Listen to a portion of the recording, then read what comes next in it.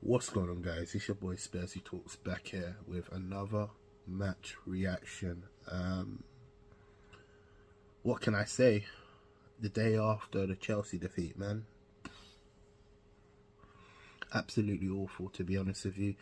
I probably was maybe more optimistic than anything else because I expected us to perform in terms of after the North London derby. I expected a good result, and a good result flattered to deceive, man.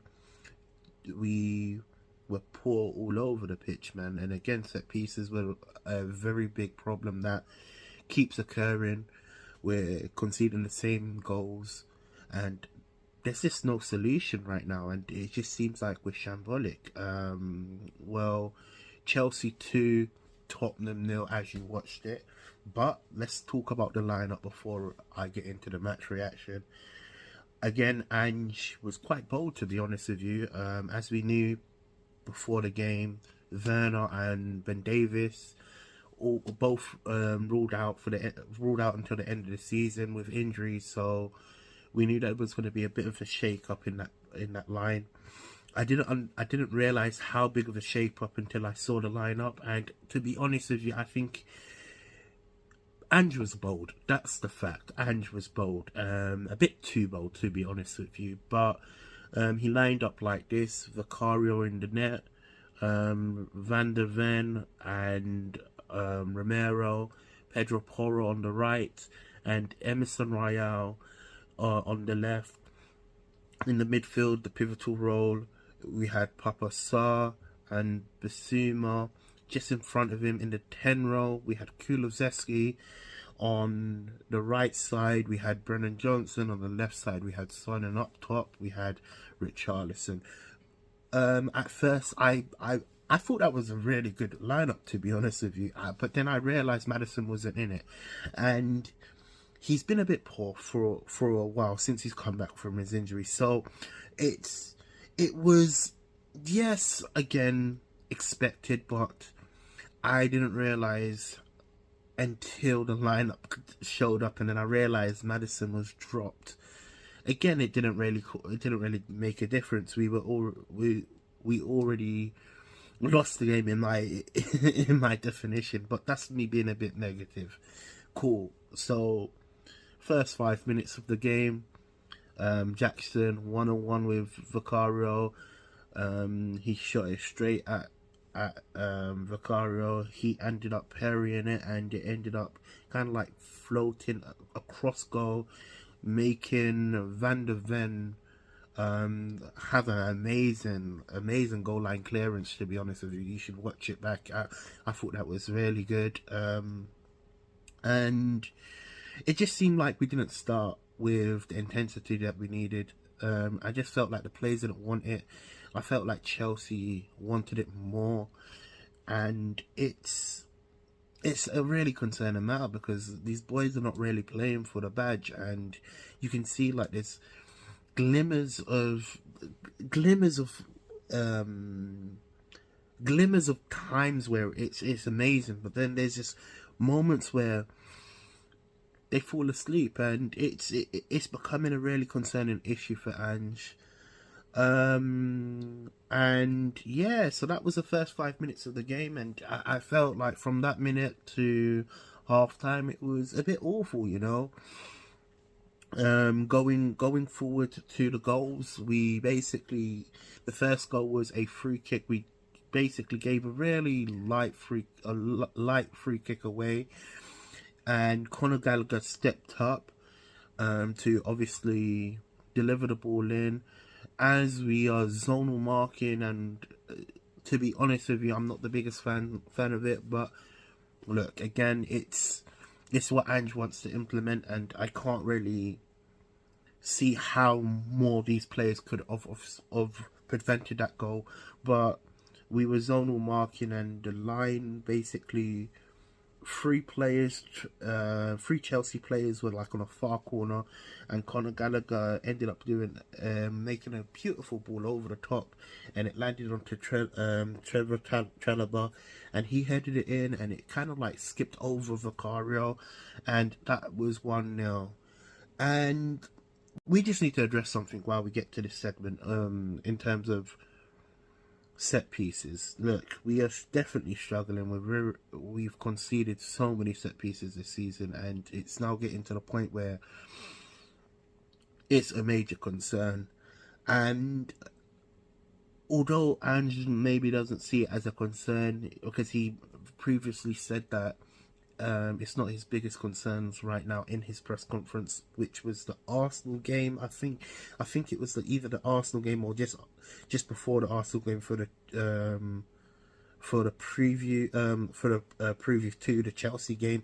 But he said on the lines of, it's not my biggest concerns. Set pieces are not my biggest worries, you know, which for me now it's now becoming a big concern because we're now conceding the same amount of goals, and we need to really fix these set pieces. These set pieces are generally becoming a burden for Tottenham. And then I think first half was just pointless. We were really sloppy in terms of the midfield. We kept giving the ball away between Basuma, Papasar, and Kulusevski. Look, for me, Kulusevski was maybe a good hold-up midfielder, but in terms of like going forward and getting onto the ball, I felt like we were giving the ball away easily the first half, you know.